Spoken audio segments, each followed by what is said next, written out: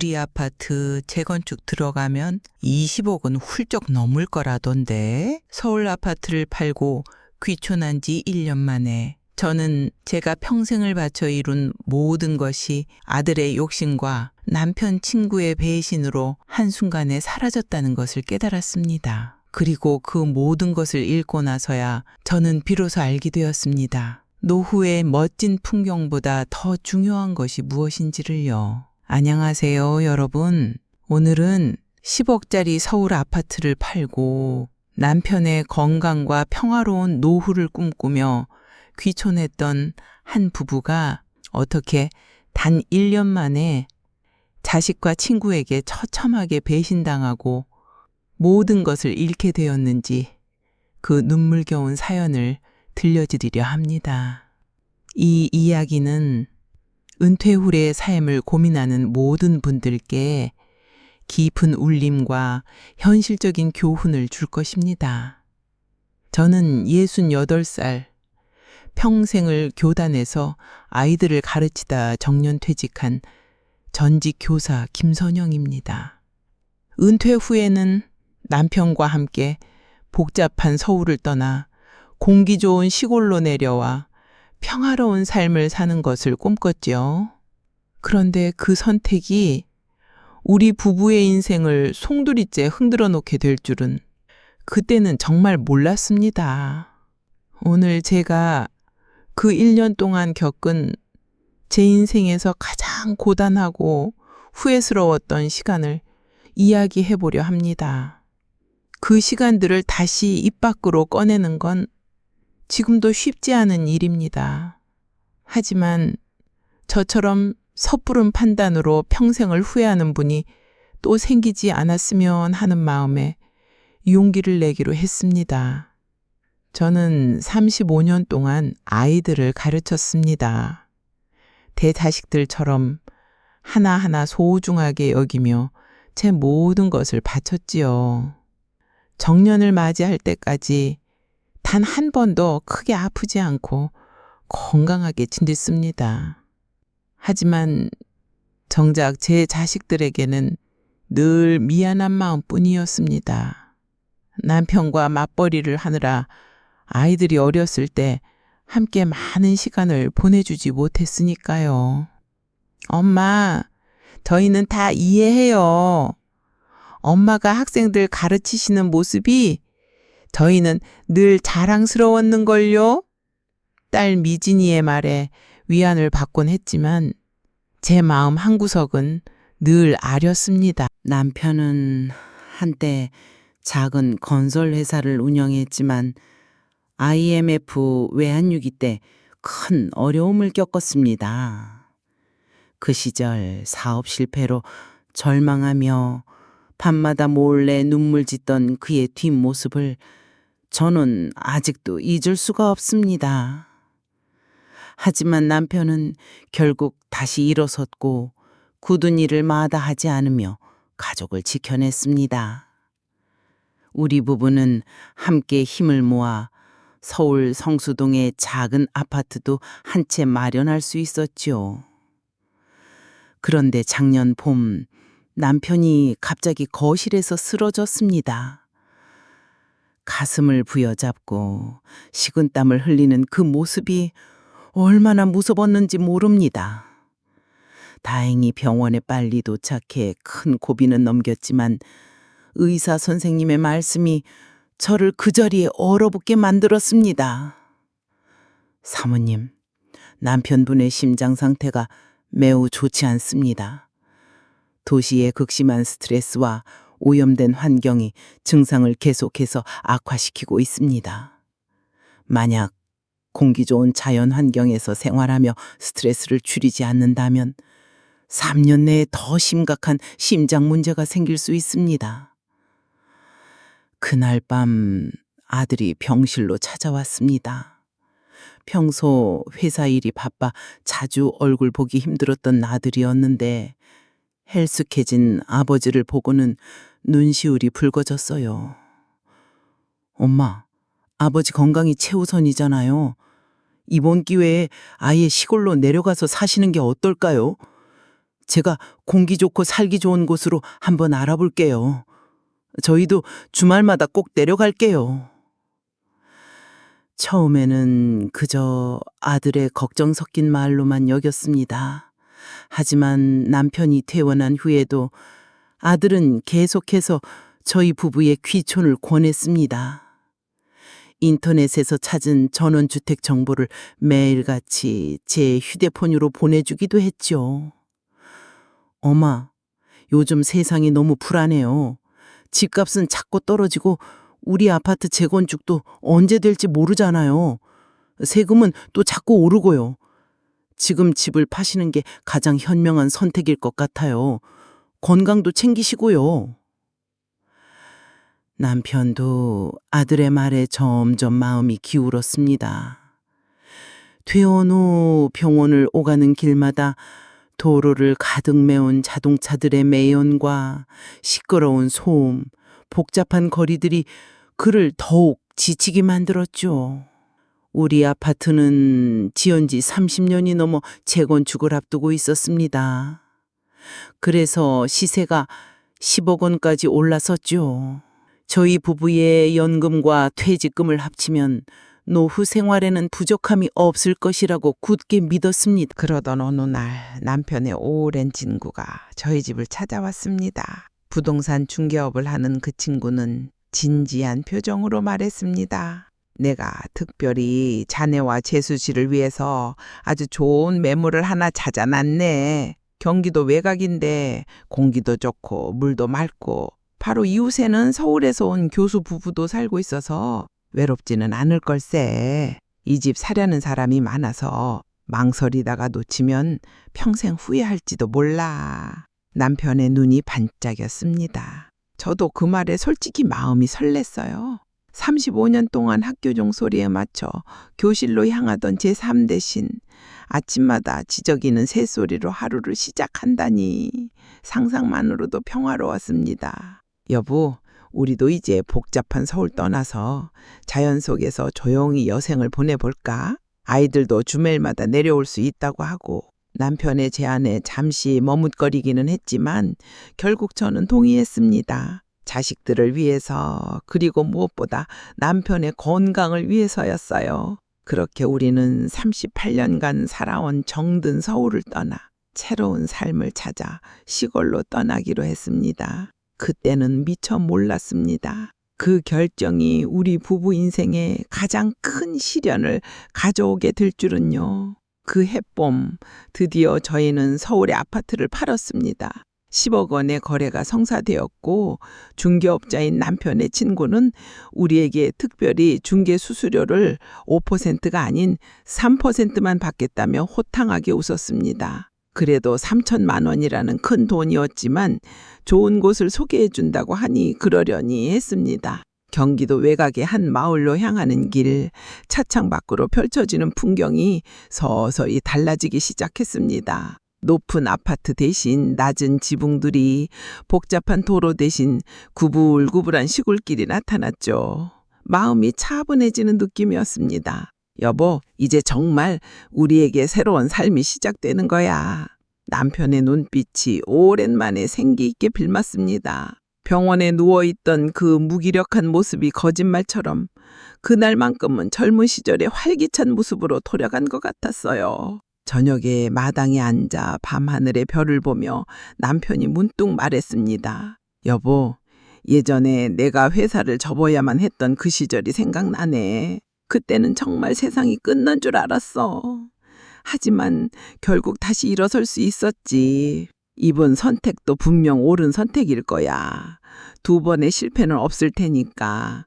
이번에는 내가 직접 선택한 길이니까 더 잘 될 거야. 남편의 말에서 확신과 함께 아주 미세한 불안이 느껴졌지만 저는 그의 결단력을 믿기로 했습니다. 도착한 집은 정말 꿈에 그리던 모습이었습니다.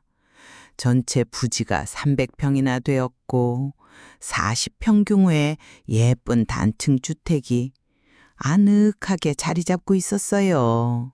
집 앞으로는 넓은 마당과 텃밭이, 뒤로는 작은 과수원까지 있었습니다. 사과나무, 배나무, 감나무. 가을이 되면 과일들이 주렁주렁 열릴 거라고 생각하니 마음이 설렜습니다. 아직 모든 시설이 완벽하게 갖춰진 건 아니지만 살면서 조금씩 손보면 됩니다. 무엇보다 이 맑은 공기 좀 보세요. 서울에서는 상상도 못할 일이잖아요. 중개인은 우리에게 이웃들도 소개해 주었습니다. 특히 저희처럼 서울에서 내려온 은퇴한 교수 부부가 바로 옆집에 살고 있다는 말에 마음이 놓였습니다. 그 교수님 부부는 우리보다 1년 먼저 이곳에 이주해서 아주 잘 적응하고 계시다고 했어요. 안녕하세요. 저희도 서울 생활에 지쳐서 이곳으로 내려왔습니다. 여기는 정말 천국이나 다름없지요. 건강도 훨씬 좋아지고 마음에 여유도 생기고요. 여러분도 곧 적응하실 수 있을 겁니다. 교수님의 말씀에 저희 부부는 더욱 확신을 가졌습니다. 첫날 밤 서울에서는 결코 들을 수 없었던 벌레 소리와 바람 소리가 조금 어색했지만 그것 또한 새로운 경험이라 여기며 잠이 들었습니다. 이사 첫 주는 짐을 정리하느라 정신이 없었습니다. 서울에서 가져온 가구들을 배치하고 필요한 물건들을 사러 시장에 가고 아들과 딸도 주말에 내려와 저희를 도와주었어요. 엄마, 아빠, 여기 정말 좋네요. 아이들 데리고 자주 놀러 올게요.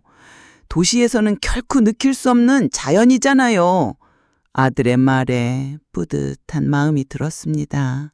남편도 매일 아침 텃밭에 나가 땅을 파고 씨앗을 심고 물을 주며 잃었던 활기를 되찾았습니다. 흙을 만지는 그 일련의 과정이 그에게 새로운 즐거움을 선사했죠. 마을 어르신들도 처음에는 저희를 반갑게 맞아주셨습니다. 서울에서 온 선생님 부부라고 하니 더 친절하게 대해주시더군요.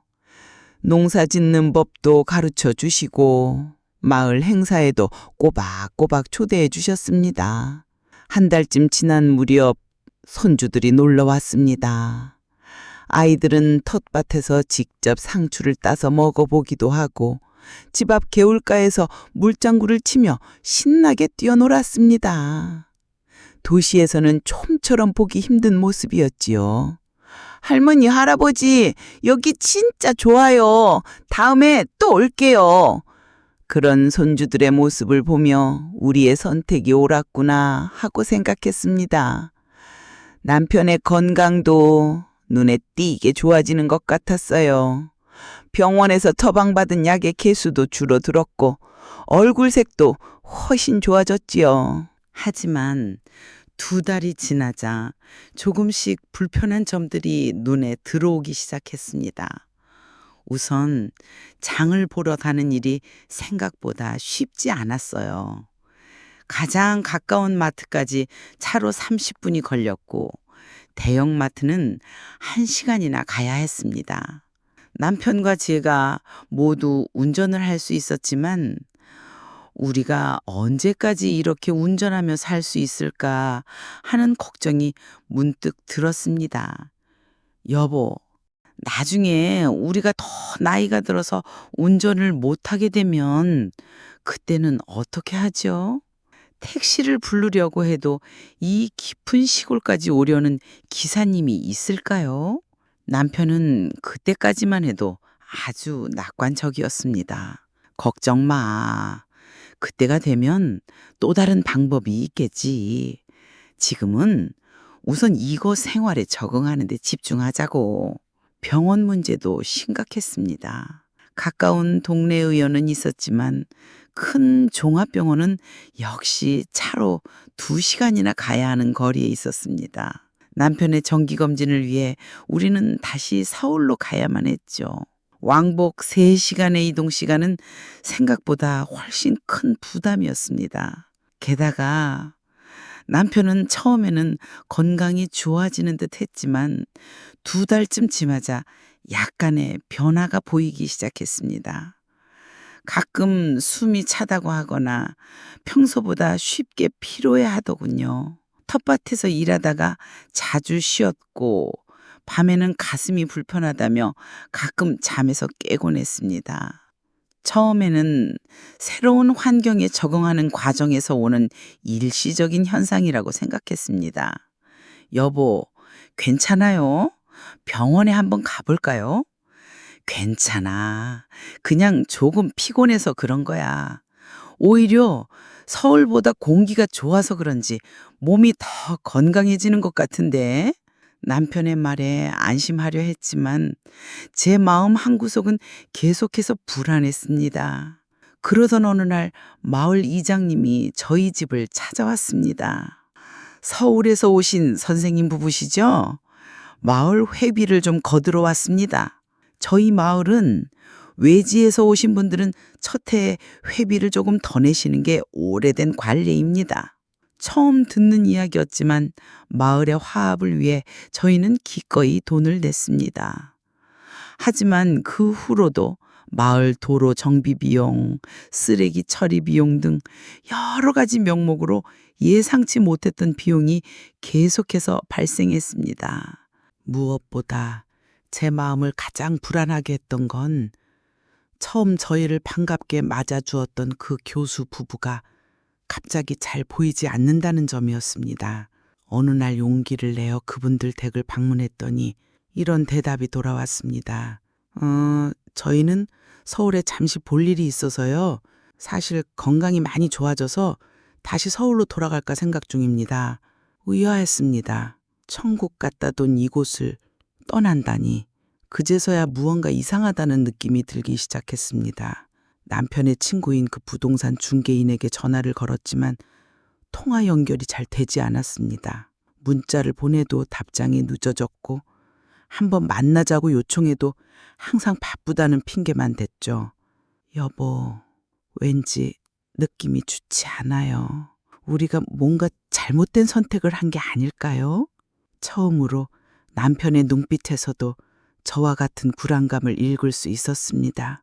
그렇게 우리의 시골 생활 3개월 차 서서히 균열의 조짐이 나타나기 시작했습니다. 귀촌 생활 4개월 차 처음으로 서울에 다녀오게 되었습니다. 남편의 정기 검진 때문이었어요. 오랜만에 본 서울의 모습은 여전히 분주하고 복잡했지만 어쩐지 그 활기가 그리워지더군요. 병원 검진을 마치고 예전에 우리가 살던 동네를 지나가게 되었습니다. 여보, 우리 살던 아파트 한번 들러볼까요?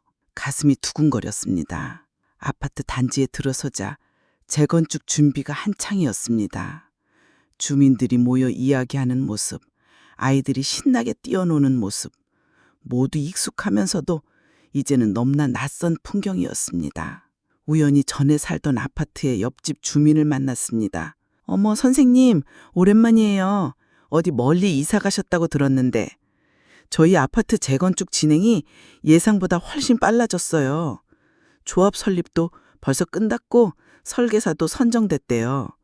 원래 5년은 좋게 걸릴 거라고 했는데 정부 규제가 완화되면서 2, 3년 안에 이주할 것 같다고 하네요.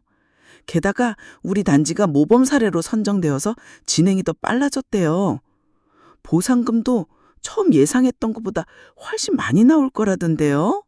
가슴이 쿵 하고 내려앉았습니다. 집을 팔 때만 해도 재건축은 한참이나 더 걸릴 거라고 했는데 남편도 표정이 굳어졌습니다. 그날 밤 우리는 서울에 있는 딸의 집에서 묵었습니다. 오랜만에 손녀를 안아보니 너무나 훌쩍 커 있더군요. 6개월 전보다 훨씬 말도 잘하고 걸음마도 완벽해졌어요. 엄마, 이제 시골 생활은 어때요? 적응은 잘 되세요? 딸의 물음에 저는 밝게 대답하려고 애썼지만 사실 제 마음 한구석은 무척이나 불편했습니다. 정말 우리의 선택이 옳았던 걸까? 시골집으로 돌아오는 길 남편이 먼저 입을 열었습니다. 여보, 내가 좀 알아본 게 있어. 그 부동산 중개인 내 친구 말이야. 알고 보니 그 지역 땅을 아주 싼 값에 사들인 후에 우리 같은 서울 사람들에게 비싸게 팔아넘기는 사업을 하고 있더라고. 뭐라고요? 그럼 우리도? 우리도 그 피해자 중 하나인 것 같아. 그리고 중개 수수료도 일반적인 것보다 훨씬 더 많이 받았어. 알고 보니 3%가 아니라 거의 10%에 가까운 돈을 중간에서 챙겼더라고. 집에 도착해서 바로 확인해 봤습니다. 계약서와 영수증을 다시 꼼꼼히 살펴보니 정말로 중개 수수료만 3천만 원이 아니라 9천만 원 가까이 지불했더군요. 세부 내역을 아주 애매하고 복잡하게 적어 놓아 우리가 제대로 확인하지 못했던 겁니다. 이건 명백한 사기잖아요. 당장 전화해서 따져봐요. 남편이 여러 번 전화를 걸었지만 그 친구는 받지 않았습니다. 결국 문자로 항의했더니 돌아온 답변은 이랬습니다. 계약은 정당하게 진행된 거야. 나는 내 일을 한 거고 자네들도 좋은 집을 얻었잖아. 이제 와서 왜 그러는 건지 나는 도무지 모르겠네.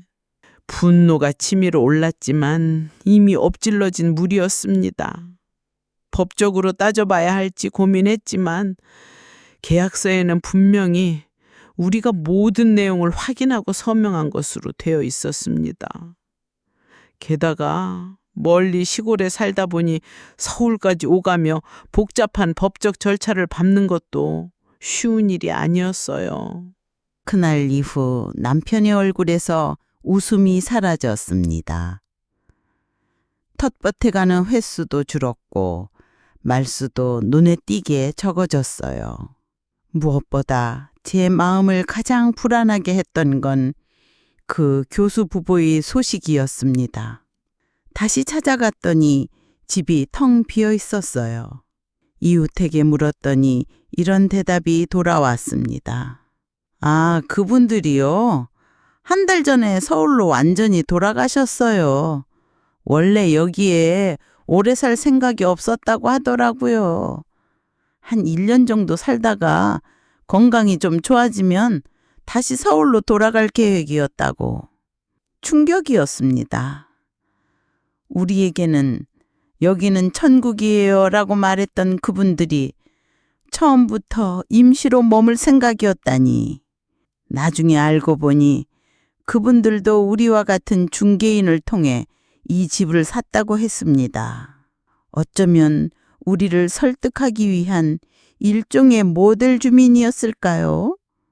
더 놀라운 사실은 마을 주민들에게서 들었습니다. 선생님네처럼 서울에서 내려오시는 분들이 예전에도 많았어요. 그런데 대부분 1년을 채 못 버티고 다시 떠나더라고요. 그래서 우리는 이제 서울 사람들이 오면 일부러 깊게 관계를 맺지 않아요. 어차피 곧 떠날 사람들인데 뭐하러 정을 줘요. 그제서야 마을 사람들이 처음에는 반갑게 저희를 맞아주다가 점점 거리를 두는 이유를 알게 되었습니다. 심지어 어떤 분은 저희를 보며 이렇게 말씀하시기도 했습니다. 한 6개월만 더 기다려봐요. 진짜 추운 겨울이 오면 아마 못 견딜걸요. 여기 겨울 난방비가 얼마나 많이 나오는 줄 아세요? 기름 보일러라서 서울 아파트의 3배는 넘게 나온다니까요. 하지만 모든 마을 사람들이 다 그런 건 아니었습니다. 옆집에 사시는 박할머니는 가끔 직접 기른 채소를 들고 찾아오셨고, 그런 험한 말을 듣고 걱정하는 제게 이렇게 말씀해 주셨습니다. 사람마다 적응하는 건 다 다른 법이에요. 겨울이 오면 서로 김치도 나눠 먹고 땔감도 나눠주면서 돕고 사는 것도 시골 생활의 또 다른 맛이랍니다.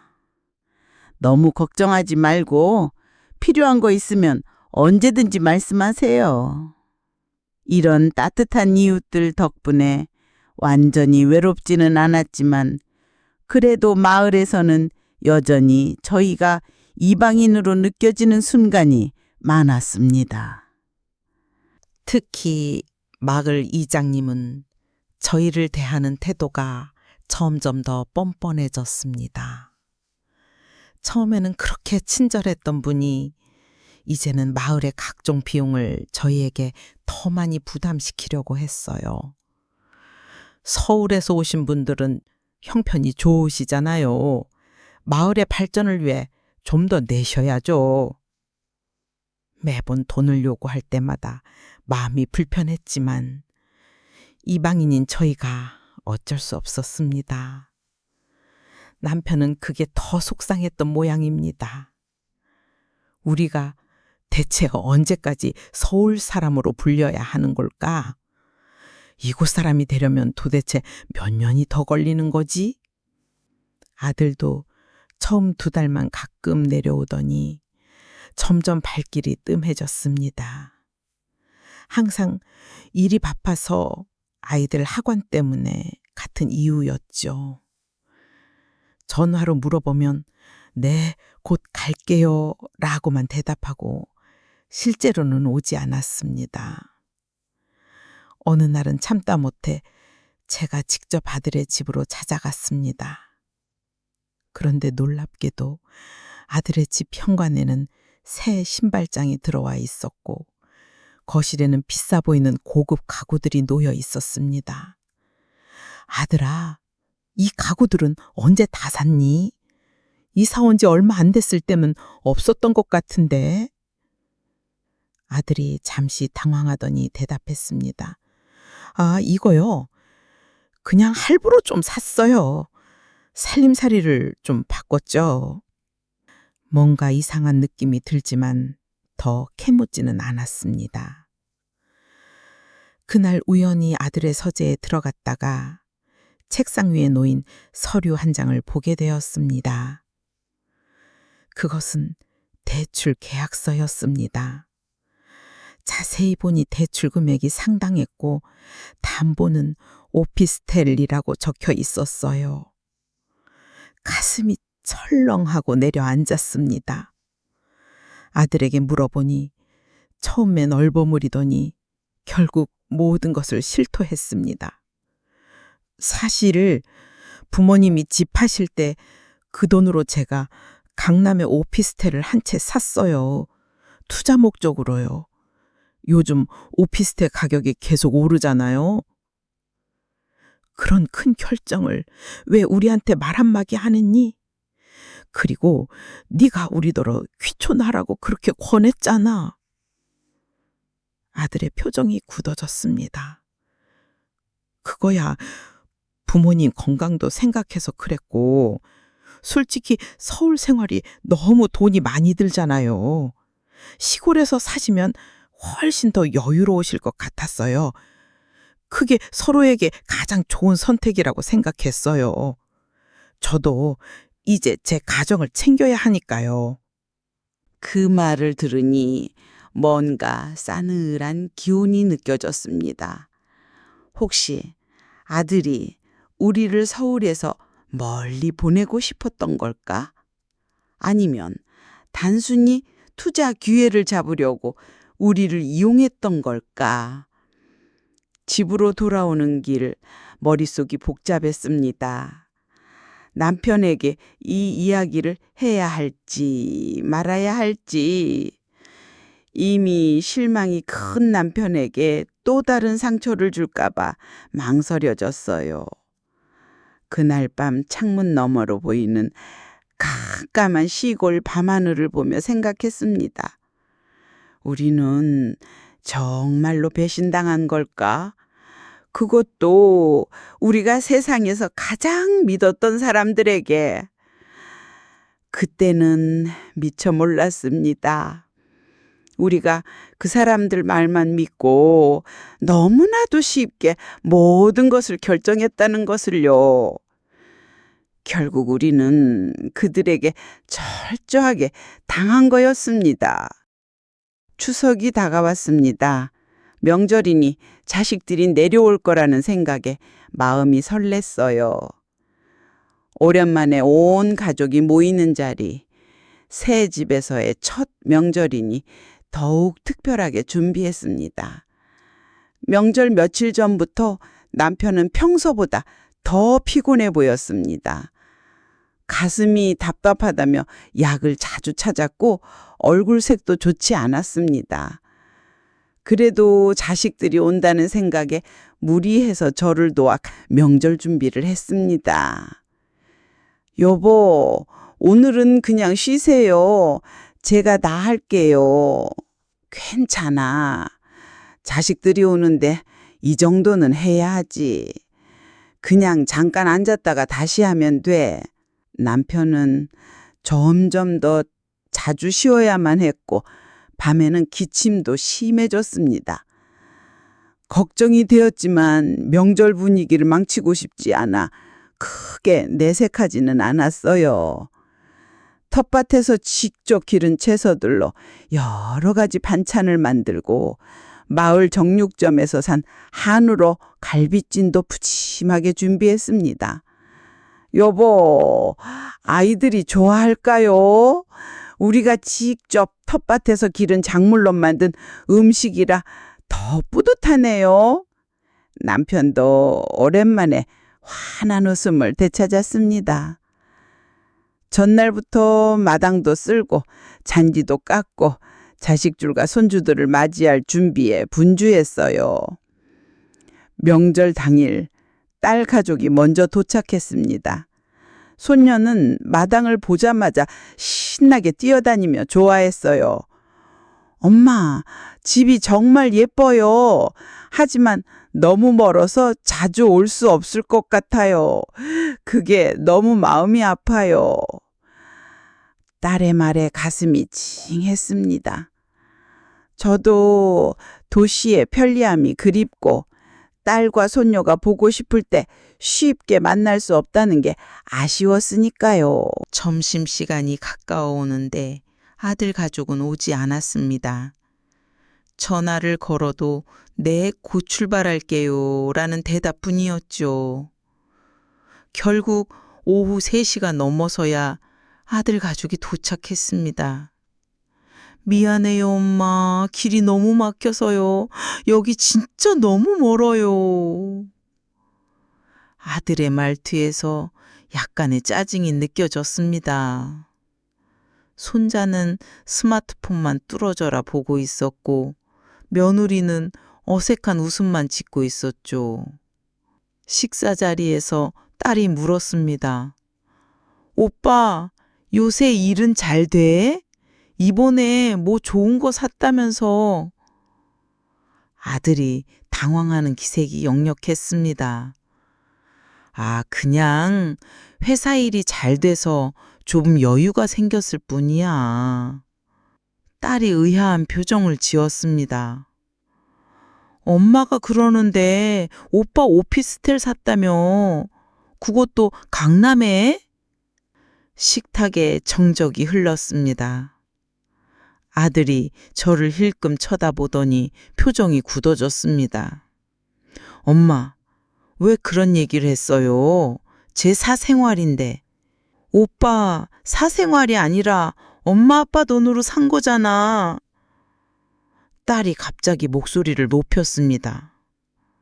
제가 놀라서 쳐다보니 딸의 눈에 눈물이 고여 있었습니다. 엄마 아빠, 오빠가 엄마 아빠한테 집 파시라고 한 진짜 이유가 있어요. 제가 우연히 오빠 부부가 얘기하는 걸 들었거든요. 엄마 아빠 서울집 가격 많이 올랐으니까 빨리 팔게 하고 그 돈으로 우리가 투자하자고. 그게 효도예요? 아니에요. 그건 그냥 엄마 아빠의 믿음을 이용한 거잖아요. 충격이었습니다. 아들은 발끈하며 자리에서 일어섰습니다. 야, 내가 언제 그런 말을 했다고 그래? 부모님 건강 생각해서 그런 거지. 거짓말 마. 내가 똑똑히 다 들었어. 심지어 서울에 계속 계시면 우리가 너무 불편하니까 그냥 시골로 내려가시는 게 낫다는 말까지 했잖아. 바로 그때 남편이 갑자기 가슴을 옮켜쥐었습니다. 얼굴이 창백해지고 식은땀이 흐르기 시작했어요. 여보, 괜찮아요? 가슴이 조금 답답해서 순간 공포가 밀려왔습니다. 여기서 응급 상황이 생기면 어떻게 해야 할지. 119에 전화했지만 출동하는데 시간이 걸린다고 했습니다. 아들과 사이가 남편을 부축해 차에 태웠습니다. 아빠, 얼른 병원으로 모셔야 해요. 제발 괜찮으셔야 해요. 그렇게 우리는 명절 저녁 급하게 병원으로 향했습니다. 고속도로는 귀성 차량으로 꽉 막혀 있었어요. 2시간 거리가 3시간이 넘게 걸렸습니다. 남편의 얼굴은 점점 더 창백해졌고 저는 그의 손을 잡고 간절히 기도했습니다. 여보, 제발 좀 버텨요. 우리 아직 함께 할 날이 많이 남았잖아요. 병원에 도착했을 때 의사들이 급히 남편을 응급실로 데려갔습니다. 저는 복도에 주저앉아 눈물을 쏟아냈어요. 딸이 제 어깨를 감싸 안았습니다. 엄마, 아빠 괜찮을 거예요. 근데 이제 정말 어떡하죠? 이렇게 멀리 사시면 안 될 것 같아요. 아들은 멀리 떨어져 창밖만 하염없이 바라보고 있었습니다. 죄책감에 휩싸여 있는 듯 했지만 제게 다가오지는 못했습니다. 가족의 신뢰가 산산조각 나는 소리가 들리는 것 같았어요. 그날 밤 병원 복도에서 남편이 잠시 의식을 되찾았을 때 제게 작은 목소리로 말했습니다. 여보, 미안하네. 내가 사업에 실패했을 때도 이렇게 무력하지는 않았는데 그때는 다시 일어설 수 있다는 희망이라도 있었지. 하지만 지금은 나이도 있고 건강도 좋지 않고 무엇보다 가족의 신뢰를 잃은 것 같아서 너무 가슴이 아프네. 내가 또다시 가족을 실망시켰어. 남편의 눈에서 눈물이 흘러내렸습니다.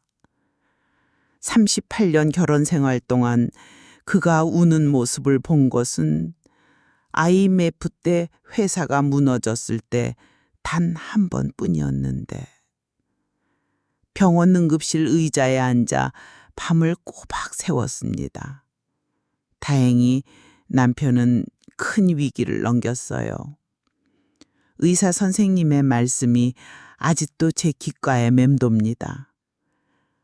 협심증 재발입니다. 다행히 큰 발작은 아니었지만 스트레스가 주요 원인입니다. 앞으로 정기적인 검진과 세심한 관리가 필수적입니다. 남편이 중환자실에서 일반 병실로 옮겨진 후 담당 의사가 저를 따로 불렀습니다. 사모님, 실례지만 어디에 사십니까? 경기도 외곽 두리마을이라는 곳에 삽니다. 의사의 표정이 어두워졌습니다. 그곳은 여기서 차로 2시간이나 걸리는 곳이죠. 솔직히 말씀드리면 환자분의 상태는 언제든지 급변할 수 있습니다. 다음번에는 이렇게 운이 좋지 않을 수도 있어요. 그럼 어떻게 해야만 하는지요?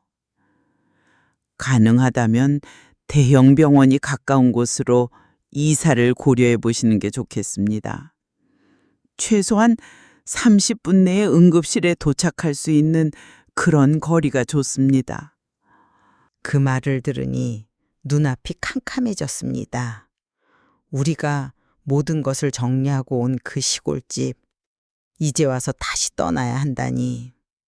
병실로 돌아오니 남편이 창밖을 멍하니 바라보고 있었습니다. 제 발걸음 소리에 고개를 돌리더니 희미하게 웃었습니다. 여보, 미안하네. 명절을 다 망쳐버렸어. 무슨 소리예요? 당신 건강이 제일 중요하죠. 남편의 손을 잡았는데 평소보다 차갑고 힘이 없었습니다. 이번 3일째 병실에 아들이 찾아왔습니다. 눈이 통통 부어 있었고 기운 없는 모습이었습니다. 아빠, 많이 좋아지셨어요? 남편은 대답 대신 고개를 돌려버렸습니다. 아들의 얼굴에 상처받은 표정이 스쳤습니다. 아버지, 저 정말 죄송해요. 엄마 아빠가 서울집 파시고 시골 가시는 게 좋을 거라고 생각한 건 사실이에요. 하지만 그건 정말 아버지 건강을 위해서였어요. 그럼 그 오피스텔은? 그건 어떻게 설명할 거니? 제가 참지 못하고 물었습니다. 아들은 한동안 말을 잇지 못했습니다. 그건 솔직히 투자 기회라고 생각했어요. 하지만 엄마 아빠 돈을 노린 건 절대 아니에요. 진심이에요. 정적이 흘렀습니다. 그때 병실 문이 열리고 의사가 들어왔습니다. 검사 결과가 나왔습니다. 심근경색의 위험이 여전히 높습니다. 앞으로 최소 6개월은 전문적인 관리가 필요합니다. 주 2회 병원 방문, 정기적인 검사, 그리고 무엇보다 스트레스를 피하셔야만 합니다. 아들이 의사에게 물었습니다. 선생님, 저희 부모님이 시골에 사시는데 그게 문제가 될까요? 솔직히 말씀드리면 상당히 위험합니다. 골든타임이 무엇보다 중요한 질환이라서요. 퇴원 후 우리는 무거운 마음으로 시골집으로 돌아왔습니다. 남편은 침대에 누워 약을 먹고 저는 병원에서 처방받은 식단으로 식사를 준비했어요. 하지만 매번 병원에 가는 일이 큰 부담이었습니다. 왕복 4시간, 택시비는 한 번에 20만 원. 남편의 표정은 날이 갈수록 어두워져만 갔습니다. 어느 날 아침, 저도 갑자기 허리에 극심한 통증을 느꼈습니다. 텃밭 일을 하다가 삐끗한 것 같았어요. 너무 아파서 꼼짝도 할 수가 없었습니다. 남편이 겨우 몸을 일으켜 119에 전화를 걸었습니다. 네, 구급차 좀 보내주세요. 네, 경기도 두리마을이라는 곳인데요. 한참을 기다렸지만 구급차는 오지 않았습니다. 다시 전화를 걸었더니 죄송합니다. 산길이라 위치 파악이 좀 어려워서요. 지금 열심히 찾고 있습니다. 결국 구급차가 도착했을 때는 전화를 건 지 40분이 훨씬 지난 후였습니다. 응급구조사가 미안하다는 듯이 말했습니다. 내비게이션에 나오지 않는 길이라 찾기가 너무 어려웠습니다. 이렇게 외진 곳은 저희도 처음입니다. 작은 의원에서 진단을 받으니 급성 허리 디스크였습니다. 의사는 MRI 촬영이 필요하다며 큰 병원으로 가보라고 했습니다. 결국 남편도 저도 아픈 몸을 이끌고 또다시 그 먼 병원을 가야만 했습니다.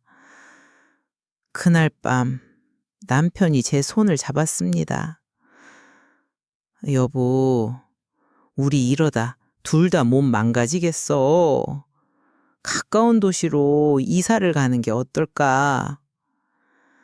하지만 이 집은요, 우리 모든 걸 정리해서 산 우리 집인데, 집보다 건강이 더 중요해. 이대로는 우리 둘 다 버티기 힘들 것 같아. 눈물이 흘렀습니다. 모든 것을 걸고 시작했던 우리의 새로운 생활이 이렇게 허무하게 무너질 줄은 정말 몰랐습니다. 더 비참했던 건 집을 팔려고 내놓았지만 아무도 사려고 하지 않는다는 냉혹한 현실이었습니다. 동네 부동산 중개인이 솔직하게 말해주었어요. 요즘 이 동네는 서울 사람들이 못 견디고 다시 나간다는 소문이 파다하게 퍼져서요. 게다가 요즘 경기도 안 좋고 전원주택 시장이 완전히 얼어붙었습니다. 절망적이었습니다. 시간이 갈수록 우리의 건강은 나빠지고 경제적 여유는 점점 줄어들었어요. 남편의 의료비, 교통비에 겨울철 난방비까지 예상치 못했던 지출이 계속해서 늘어났습니다. 그러던 어느 날 마을 이장님이 또다시 저희 집을 찾아왔습니다. 선생님 댁에 부탁드릴 게 좀 있습니다. 마을 앞 도로 확장 공사 비용을 각 가구마다 나눠서 내기로 했는데 남편이 갑자기 화를 냈습니다. 또 돈 얘기하러 오셨습니까? 저희가 지금까지 얼마나 많이 냈는지 아시기나 하세요? 다른 집에 2배는 좋게 냈을 겁니다. 이장님의 표정이 굳어졌습니다. 아니, 선생님, 서울에서 오신 분들은 형편이 좋으시니까 마을을 위해 좀 더 내셔야죠. 여기 토박이들은 다들 형편이 어려우니까. 저희도 어렵습니다. 아내와 제가 지금 아파서 병원비에 허덕이고 있어요. 더는 못 내겠습니다. 이장님은 언짢은 표정으로 돌아갔습니다. 그날 이후 마을 사람들의 시선이 더 차가워졌습니다. 시장에 가도 인사를 건네면 시큰둥하게 받거나 아예 무시하기도 했어요. 저녁에 현관 벨이 울렸습니다. 문을 열어보니 낯선 할머니 한 분이 서 계셨어요. 서울에서 오신 선생님 부부시죠? 제가 드릴 말씀이 좀 있어서요. 알고 보니 그분도 저희처럼 서울에서 귀촌한 분이었습니다. 10년 전에 이곳으로 내려오셨다고 합니다. 저도 처음에는 다 겪었어요. 마을 사람들의 차별, 끊임없는 비용 요구. 여기서는 서울 사람은 영원히 서울 사람이에요. 아무리 오래 살아도 진짜 마을 사람이 될 수는 없어요. 그럼 어떻게 10년이나 버티셨어요? 할머니는 쓸쓸하게 웃으셨습니다. 저도 이제 떠나려고요. 남편이 먼저 가고 난 후 혼자 있으니 너무 외롭고 무서워요. 아플 때는 정말이지 너무 두려워요. 그 말씀을 듣고 나니 이제는 정말 이곳을 떠나야겠다는 생각이 들었습니다. 저도 언젠가 저 할머니처럼 될까봐 두려워졌거든요. 이곳에서 계속 버티는 건 우리 부부의 몸과 마음을 더욱더 망가뜨리는 일 같았어요. 하지만 어떡합니까? 집은 팔리지 않고 남은 돈은 점점 줄어들고 이것이 우리의 쓸쓸한 노후가 될 줄은 정말 꿈에도 몰랐습니다. 귀촌 생활 1년차. 저는 우연히 인터넷 카페에서 귀촌 실패자 모임이라는 곳을 발견했습니다. 망설이다가 가입했죠. 그곳에서 저와 비슷한 상황에 처한 많은 분들을 만났습니다. 저도 3년 전에 서울집 팔고 시골로 왔다가 완전히 망했어요. 우리도 처음엔 좋았는데 1년 지나니 건강 문제로 도저히 못 살겠더라고요. 시골집은 3년째 안 팔리고 있어요. 결국 반값에 급매로 내놨습니다. 이야기를 나누면서 저희만 겪는 특별한 일이 아니라는 것을 알게 되었습니다. 오히려 비슷한 경험을 가진 분들이 생각보다 훨씬 많았어요. 그중 한 분이 제게 제안했습니다. 선생님, 우리 오프라인으로 한번 만나보는 건 어떨까요? 서로 지혜를 나누고 함께 해결책도 찾아볼 수 있을 것 같은데요. 그렇게 시작된 모임에서 저는 다양한 경험과 조언을 들을 수 있었습니다. 한 분은 집을 팔지 못해 일단 전세로 내주고 인근 도시로 다시 이주했다고 해요. 또 다른 분은 빈집 살리기 사업에 자신의 집을 등록해서 정부 지원을 받았다고 합니다. 무엇보다 중요한 건 이 모임을 통해 저희 부부가 결코 홀로가 아니라는 것을 깨달은 겁니다. 같은 아픔을 겪는 사람들과 함께하니 마음이 조금은 가벼워졌습니다. 딸이 저희를 위해 작은 아파트를 전세로 구해주었습니다. 저희는 시골집을 그 모임에서 만난 한 젊은 귀농 부부에게 저렴한 가격으로 1년간 임대해주고 다시 도시로 돌아왔습니다. 병원이 가깝고 딸과 자주 만날 수 있다는 것만으로도 큰 위안이 되었습니다. 아들은 뒤늦게 자신의 잘못을 뉘우치고 저희에게 용서를 빌었습니다. 아직 그 아이를 완전히 용서하기까지는 시간이 더 필요하겠지만 그래도 가족이니까요. 저희 부부는 이제 깨달았습니다. 노후에 가장 중요한 것은 멋진 풍경이나 넓은 집이 아니라 아플 때 바로 달려갈 수 있는 병원, 그리고 힘들 때 기댈 수 있는 가족이라는 것을요. 귀촌을 꿈꾸시는 모든 분들께 제 이야기가 부디 현실적인 조언이 되었으면 합니다. 모든 것을 한 번에 바꾸려 하지 마시고 천천히 그리고 신중하게 여러분의 노후를 설계하시길 진심으로 바랍니다. 오늘 이야기가 마음에 드셨다면 구독과 좋아요로 응원해 주세요. 그리고 여러분의 소중한 경험과 생각을 댓글로 함께 나눠주시길 바랍니다. 여러분의 한마디가 또 다른 누군가에게는 큰 용기와 위로가 될 수 있습니다. 감사합니다.